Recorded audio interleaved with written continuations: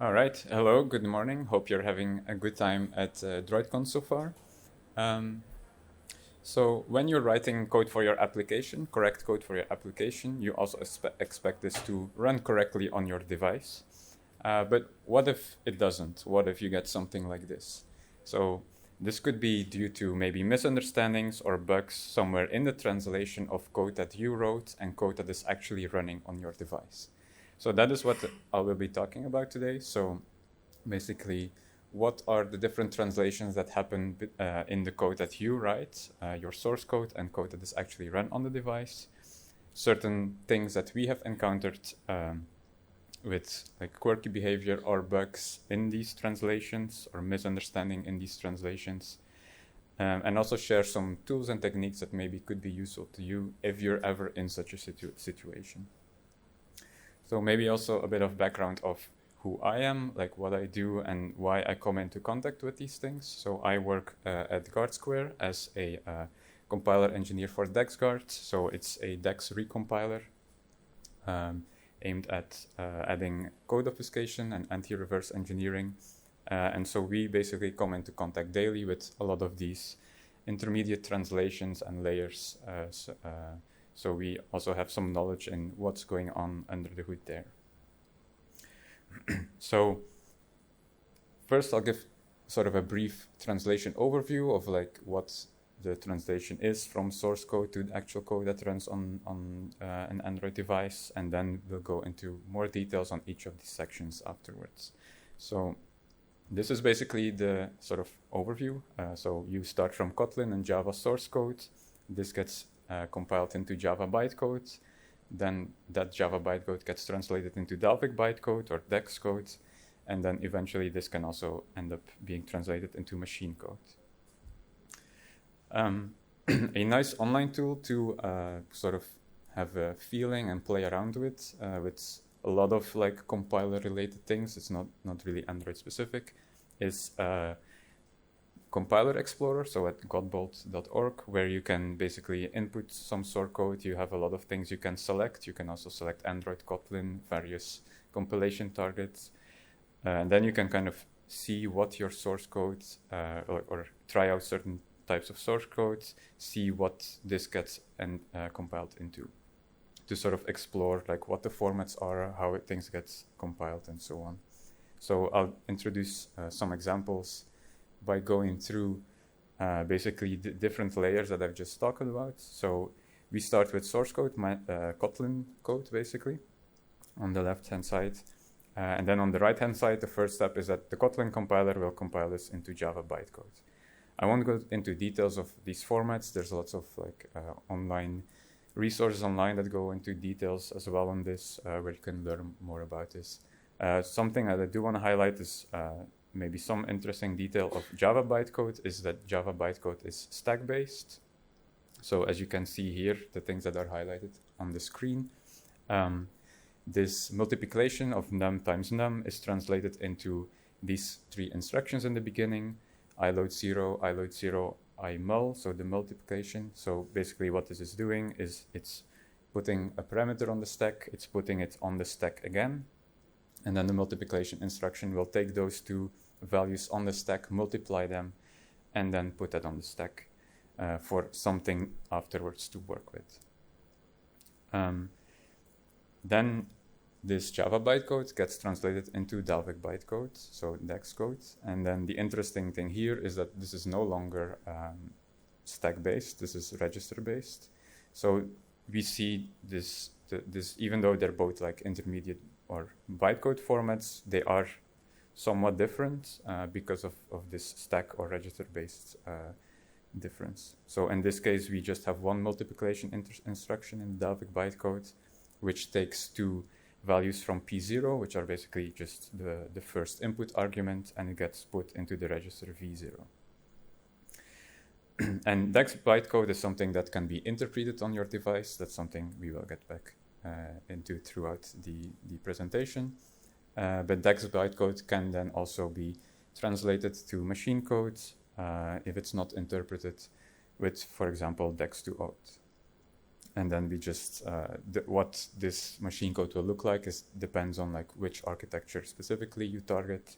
I believe this is ARM, but yeah, what exactly, so depending on the architecture, your machine code will of course look different. And this of course also runs on your device. So the interesting thing about all these different layers is that even though some of them are kind of an intermediate step, you do actually interact with all of them, even if you maybe don't realize it. So of course, your source code you interact with directly. That's the thing that you write.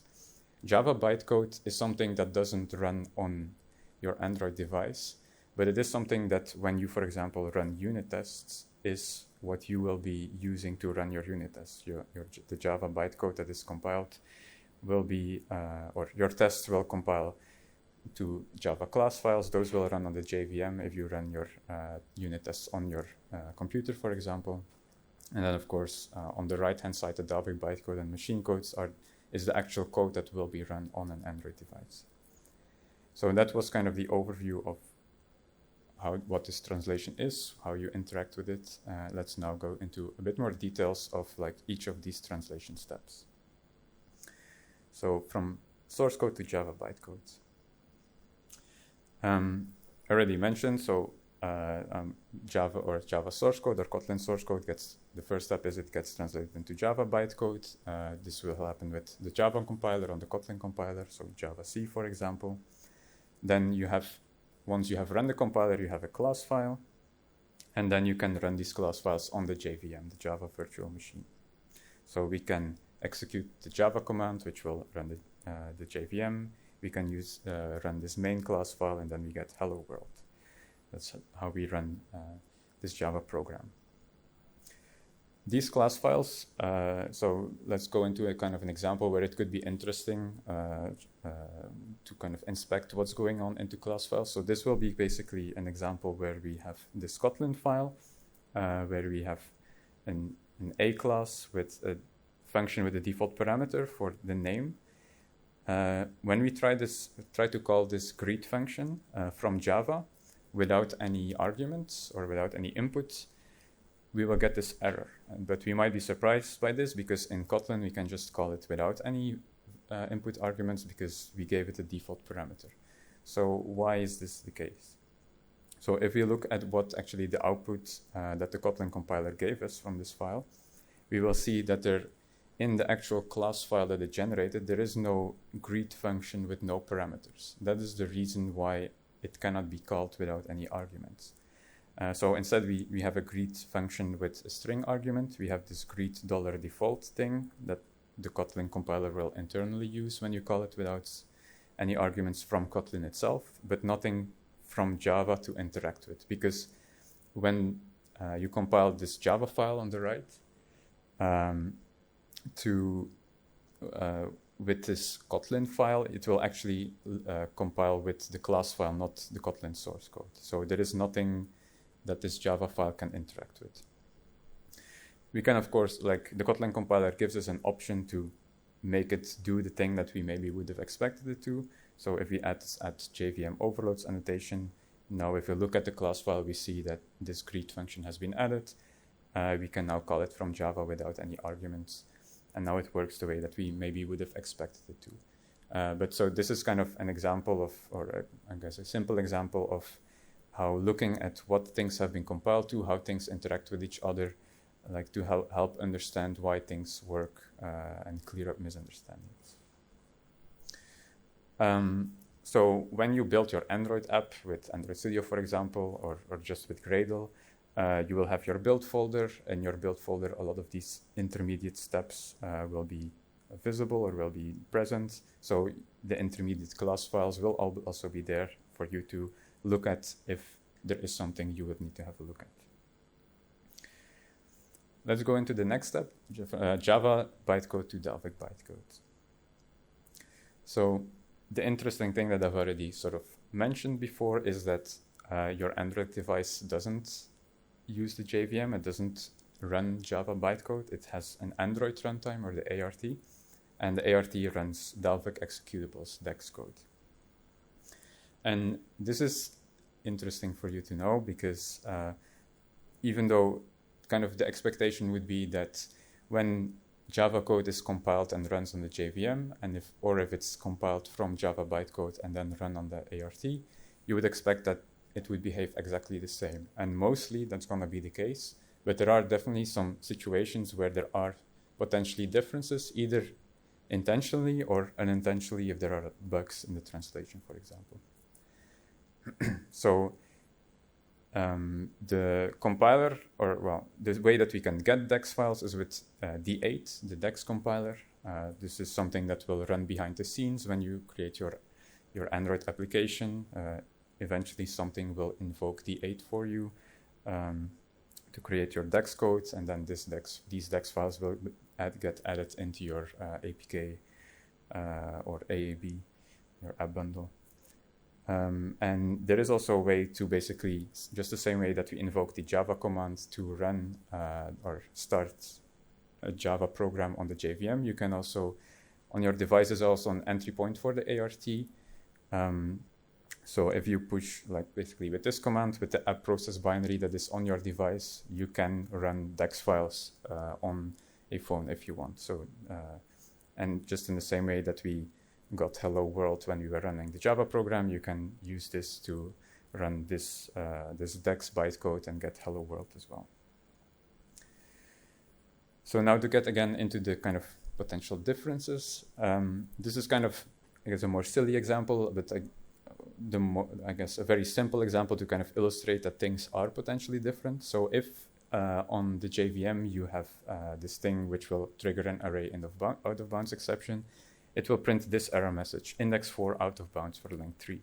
If you do the same thing, if you on the ART and you run the DEX bytecode and then run it there, the message will be slightly different. It will say length equals 3, semicolon, index equals 4. I hope, or I assume that like nothing actually relies on this, but technically this is a difference that is visible from running programs on these two environments. Something that will be a bit more relevant is, for example, if there is a bug. Hopefully you don't encounter that, but technically that's possible. So this is something that we saw on the Google issue tracker, where there was someone that had a bug in their application. Eventually they tracked it down to basically a difference in running DEX bytecode on the ART versus the JVM. I'm not going to go exactly into details of the bug. Like it's kind of, I guess the details of it you can look up yourself on the issue tracker. But basically the thing is that these environments, or I guess the main takeaway is that these environments are different and there are possibilities of programs behaving differently on one or the other. Something that maybe is a little bit more relevant is because the JVM works with, or things that run in the JVM are class files, things that run in the ART are DEX files. There are mechanisms that load code dynamically, but these will be different in these two environments. So for example, on the ART, you can load in DEX code dynamically with the in-memory DEX class loader. This is going to be available on the ART, but not on the JVM. And vice versa, there's also going to be things or ways to load class files dynamically in the JVM, but that are not going to be available on the ART. And I think it's good to be aware of these differences, because the thing that I've mentioned before is that there are environments like your unit tests, for example, or other environments like RoboElectric, which kind of create a simulated Android environment in the JVM. These things run on the JVM, while other tests, if you like run it on your device via instrumented tests, for example, or on an emulator, which does match more the Android runtime, these things could potentially behave differently. I think it's going to be more relevant if you do things, for example, with dynamic DEX loading or dynamic class loading, then whether you are on one environment or the other is going to depend, is going to determine whether certain things are available or not. Next, I want to go into sort of another example why it could be interesting to look at see what has happened with your DEX files, and also indicate some other tools that interact with the DEX compilation process. So I'll talk about this these other tools first. So I've talked about D8, the DEX compiler. There are also other tools. Probably you have also heard of ProGuard before, or R8. So ProGuard and R8 will basically do additional things like optimization. I'll go into a bit more details later.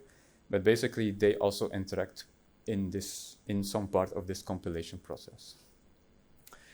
So ProGuard will work basically on Java bytecode itself. It takes Java bytecode as input. It produces Java bytecode, and then you can potentially give it to D8 to create DEX code. R8 will do has similar functionality as ProGuard, but directly is embedded within the translation of the DEX compilation process. So to kind of highlight what ProGuard does, because it will be relevant in the example later. So it has kind of three main functionalities. It can shrink unused code, it can optimize code, and it can obfuscate names. And it's this last part that will be relevant in the example that I will be showing. So to get into the actual example, so in this setup, we basically have a class with two overloaded methods. One has a method where the class or the input argument is a class that doesn't exist. I'll get back to how this is potentially a thing that is relevant or can happen. And the other sort of argument is just a regular string. So normally we're only going to be calling this method with a string input argument. If we call it regularly in the regular way, just invoke it. There's no issue at all. We just get the result that we expect. However, if we call that same method with reflection, we might expect that to also work, because just calling it regularly works. Why would calling it via reflection not work? But turns out that that doesn't actually work. We get this error. The reason why this happens is because when going through the reflection invocation process, it's looking at the different overloads, and then implicitly it's trying to find this class that does not exist. And then during that process, it tells us like, oh, I cannot find this class that doesn't exist. So calling that same method that works with the regular invocation doesn't work via reflection. Now you might wonder, like, okay, why would I ever create such code? Like, this doesn't really make sense. So I'll try to introduce elements like how this situation could pop up. And like, this is basically trying to sort of, this is something that we introduced accidentally, and then try to figure out like, okay, why is this actually happening? So first, about the class that does not exist. So in Android, you have these classes that are only available from certain API levels. So because Android introduces new features, they are only available on certain API levels, so you can write code against these classes. If you then run this code on older devices, these classes will not be present. So these will be classes that do not exist. So these APIs that you're working with are present on a jar file on your Android device, and then on older devices they're just not going to be there because they didn't exist yet. So we have this file integrity manager is the class that does not exist. String is this B method with the string argument is our regular method. Calling that will work just fine. And the names are also different. They're A and B. So also calling it via reflection will not result into issues. So now we introduce this element, ProGuard or R8, for example, that can rename identifiers. So a potential thing that it could do is say, okay, this A and B, maybe they're going to be originally like have longer names, but at the end result is going to be that they have the same name. And now when this happens, we basically have reconstructed the original example where on certain API levels, if we call the second method via reflection, it will work fine, but on older API levels, it's going to start crashing. And yeah, so now we have basically constructed the example in a more sort of, I guess, realistic scenario. Of course, these tools are not going to sort of introduce these things like by themselves, but these tools provide a lot of configuration possibilities One option in ProGuard, for example, is to overload aggressively.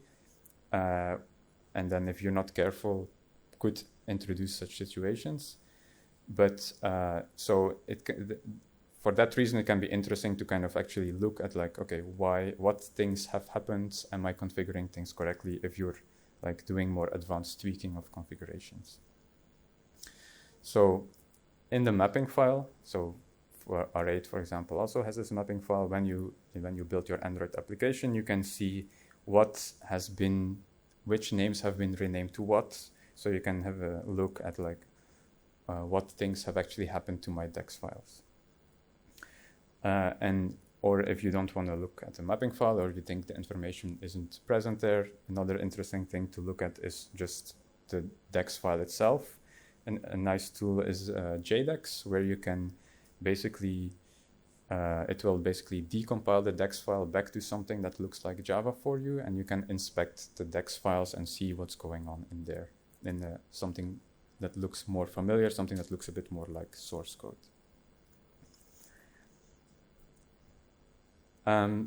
This next setup is, I guess, a little bit more sort of a curiosity, but it's also interesting to kind of see like things that you can do with bytecode that are actually not possible on the source code level, because bytecode provides a bit more possibilities that either the compiler will reject or you will not be able to represent them.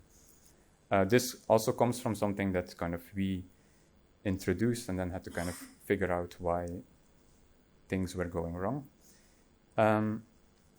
So I've talked about DEX files. There is a way to kind of represent them in a more textual format to basically make it easier for us to look at, which is called Smali.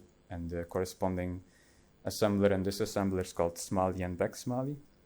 So I will be using this textual format to kind of represent DEX code in this Smali format. So I'll introduce basically sort of two things that you cannot do in Java code, and then combine and utilize them in the Smali format. So one thing that you cannot do in Java source code is reuse catch handlers.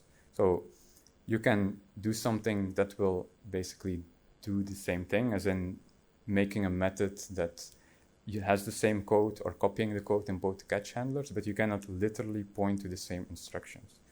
In bytecode or in Smali, you can do that. You can, so here at the top you see, here at the top you see the two try starts and try ends, and then at the end the catch handlers. So the things that are highlighted here are basically our catch handlers that point to a specific set of instructions that are to be executed when an exception is thrown. And both of them point to the exact same set of instructions. Another thing that you cannot do, or at least do right now in Java, is add instructions before the supercall in the constructor. So, but if you construct bytecode that does that, both the JVM and the Android runtime will happily execute this code. So this is actually not an issue for the execution environments. It's just the Java compiler that's going to say, I don't allow this. So here we're going to add it again in our example. So this highlighted statement, so this invoke direct of the init constructor, is the supercall. It's the creation of an object with a new, and the invocation of the constructor is split up. So this is a supercall. And here we have the, again, our try-catch handlers that are pointing to the same set of instructions that need to happen when exception is thrown. The important thing here is that we have basically code before the super invocation and code after super invocation that can end up in the same place. So when we get to this point, these instructions, we can either have an object that is not yet initialized or an object that is initialized, depending on when exactly the exception was thrown. And this is code that actually the compiler, the DEX and the Java compiler wouldn't definitely not allow this code, because this should when you actually run this code, the code is not going to do the things that you expect it to do.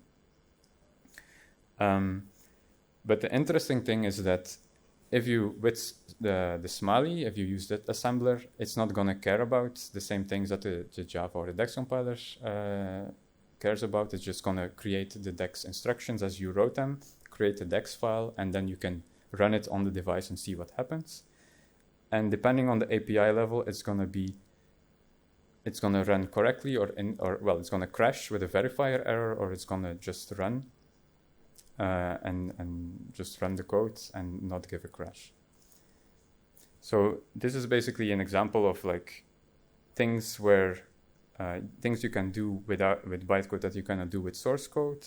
And also the interesting thing here is that depending on the API level, the behavior is different. So for us, the lesson here was to make sure that we test on these different API levels. We didn't dig deeper into the exact details of why exactly this happens. I think the reason is that on higher API levels, this part of the code of the instructions are actually kind of optimized away before verifying in some way, because it's not actually used. But the interesting part here is that sort of the behavior on the API levels can be different, as I mentioned before. So let's get into the next step, the Dalvik bytecode instructions, or bytecode, Dalvik bytecode to machine code translation. So we've been talking about Dalvik bytecode a lot. Dalvik bytecode can be run in sort of three main ways.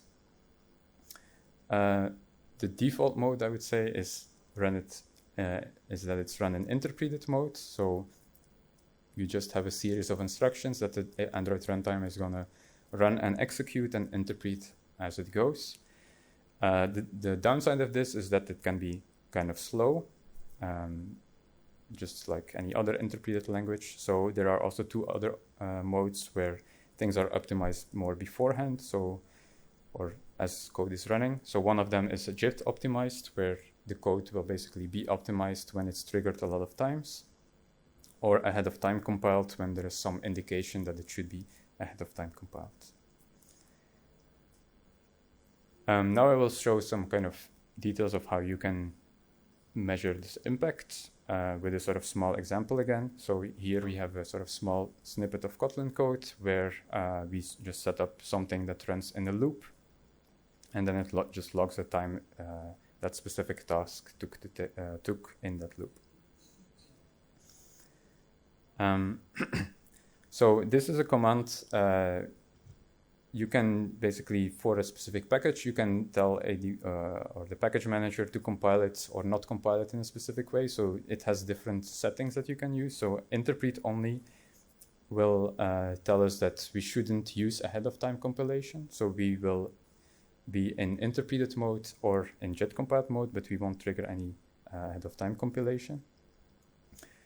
And then when we run this application with this code inside of it, the first time that it's running will be, I guess, in this case, 10 milliseconds. So it will take a longer amount of time. And then once we trigger JIT compilation, once it has run enough times, we will see that it starts running faster, because now the JIT compiled code has kicked in, and this piece of code is now able to run faster.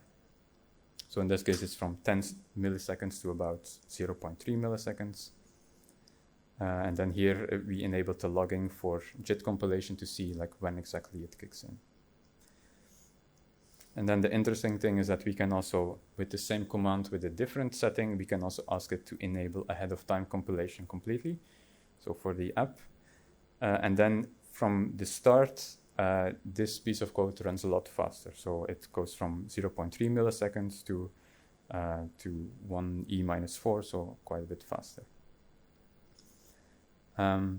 But so these commands that I showed you are basically sort of, I guess, debugging commands for you to kind of see and observe how the application interacts with these different compilation modes. It's not something that you can sort of directly instruct the device to do when a user actually downloads and uses your application. The way that you interact with this ahead of time compiled code, or you can kind of implicitly ask it to be done, is with these baseline profiles. So where you will need to create a baseline a test that generates baselines, then it will create these baseline profiles. The format looks roughly something like this, where it basically lists certain methods with some additional metadata. Some of that metadata could be, for example, this method runs on startup, and then that instructs to the device that this should likely be ahead of time compiled. But what exactly is ahead of time compiled and when it is ahead of time compiled is more a decision the device takes. It's not something you have direct control over. A last thing that I want to sort of highlight, or I guess talk about, is something that we also ran into is basically another issue that we were seeing, and then eventually it turned out to be a bug in this translation. So what we were initially seeing is that we were building certain APKs with our tools, and then sometimes an APK was crashing and sometimes it was working just fine. But we couldn't really figure out, or initially we couldn't really figure out what exactly was the pattern that was causing things to go right or go wrong. That is until one of our colleagues then eventually found that, okay, running it always using the interpret-only mode always works, and running with the speed mode always crashes the application. So that made us then realize, like, okay, probably then this must be related to dex2auth, the ahead of time compilation, because if this is a difference, then surely that's where the bug or issue or misunderstanding on our part came from. So we were able to then kind of track down, okay, where exactly in the application the incorrect behavior was, and then basically file an issue on the bug tracker to then confirm that this was actually a bug. It was not a misunderstanding of incorrectly generated code on our side. So the interesting thing is also that this can still, of course, happen on older phones, because this bug still needs to be fixed, and then it will be present in newer Android versions, but this bug can still happen on older phones that don't have this update. So we still need to take into consideration that we don't generate incorrect code that can go wrong on older devices. Something that I also want to highlight is sort of where do we use these things and knowledge. So I've been talking about generating code and stuff like that. So I just also want to highlight kind of the things that we create. So we work on, I mentioned that I worked on the product DexGuard. So this is integrated in this workflow to basically protect an application against reverse engineering, so adding code obfuscation. So this is kind of a two-step process, so instrumenting and then protecting the application. So this is the first step is creating an instrumented application where, or with a Gradle plugin, so where DexGuard will then basically take the application at instrumentation to fetch or generate keep rules while the app is running. Because, for example, if you have worked with ProGuard or Array before, you know that you might need to like figure out your own keep rules. This is kind of a way to automate that part of the process.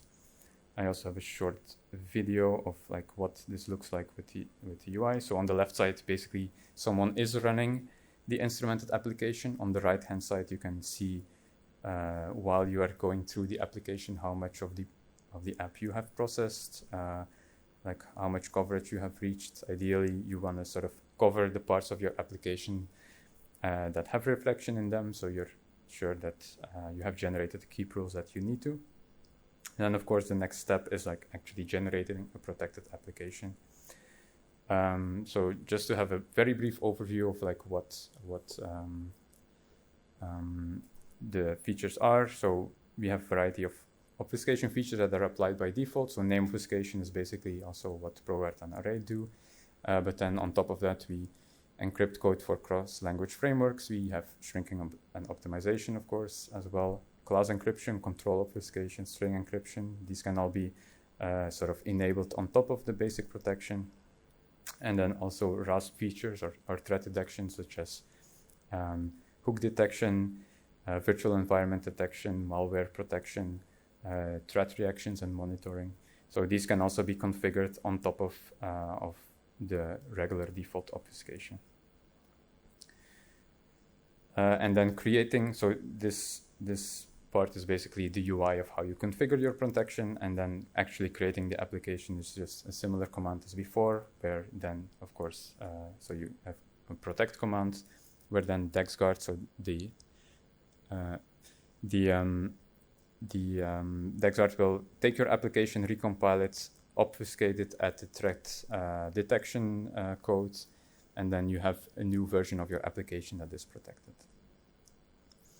So to recap kind of all the things that I've discussed, we've gone through this entire translation process. So from source code, your source code is translated first to class files. Those class files run on the JVM. You can find them in your build folder. Java bytecode is then compiled to DexCode. It runs on the Android runtime. You can also find these in your build folder. Dalvik bytecode can then potentially be translated to machine code, depending on either ahead-of-time compilation or JIT compilation. You can specify this ahead-of-time compilation or influence this ahead-of-time compilation with baseline profiles. And the actual, I guess, artifacts of this compilation process are not found in your build folder. They will be on your device if you want to look for them. And then at the bottom here, there are sort of patterns that you could maybe look for if you think something, either a misunderstanding or something went wrong in this translation process. Of course, like an actual bug is typically not common because compilers are used a lot and things get fixed quickly, but it is technically possible to encounter something. Usually it's going to be, I guess, in the first place, a misunderstanding or something that's maybe used incorrectly. But these kind of patterns, like this is not an exhaustive list, of course. It's very difficult to really say like, okay, if you find this, then it's definitely this part. But these kind of thinking patterns could help you think about like, okay, where in the translation process is there maybe a misunderstanding or is there potentially a bug to maybe help you think about like where could a certain error be. That was my presentation, so I thank you for your attention and I hope you have a good afternoon.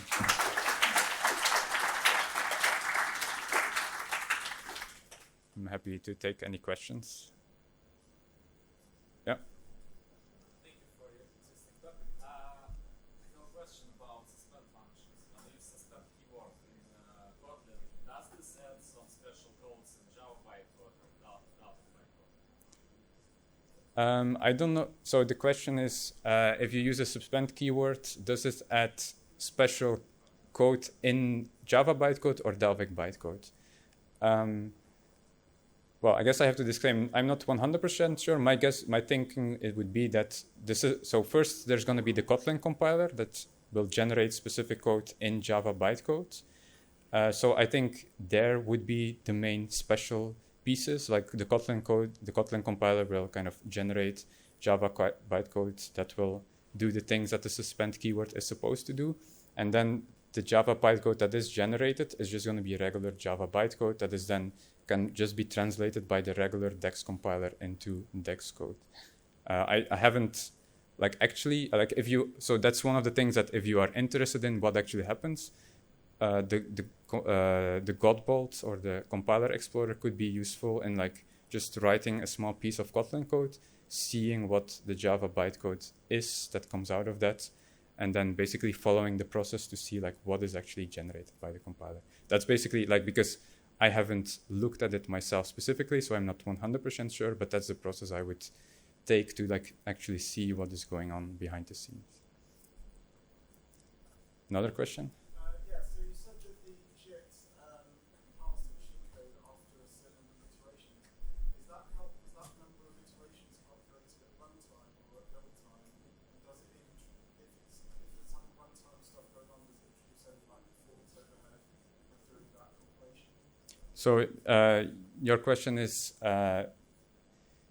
I guess there were two questions. One of them is the amount of iterations that code needs to go through before it gets just-in-time compiled. Is that determined by something at runtime or at build time? That I'm not 100% sure. I would need to look that up myself, so I don't know exactly the answer to that. The second question was, does that introduce runtime overhead? So like technically, the JIT compilation itself will take time. I think if we go back to the slides, we saw in the log that the compilation took a certain amount of time. So if you enable the JIT logging, you will be able to see how much time this compilation took. But in the majority or in the vast majority of cases, the time it takes to JIT compile something will be much smaller than the gains you get from executing this code many times. So it's technically dependent on like the exact thing you're compiling, how fast it runs, what the gains are, but in the vast majority of cases, it's going to be worth to JIT compile something if it's run enough times. Yeah, to get back to your first question about when exactly it's determined, I think it's just either a configurable thing on the device or just a set number. But I could be wrong about that. So I think the best thing would be to just look that up because I'm not 100% sure. Thank you.